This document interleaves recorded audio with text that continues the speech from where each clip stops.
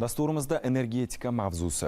2026-yil boshidan buyon quyosh va shamol elektr stansiyalari tomonidan 2 milliard kilovatt-soat elektr energiyasi ishlab chiqarildi. Bu o'tgan yilning mos davridagidan 43% ga ko'p. Ma'lumki, mamlakatimizda qayta tiklanuvchi energiya manbalaridan keng foydalanila boshlangan 2022-yili Navoiy va Samarqand viloyatlaridagi quyosh fotoelektr stansiyalari tomonidan 434 million kilovatt-soat. 2023-yilda esa 576,9 million kilovatt-soat elektr energiyasi ishlab chiqarilgan edi.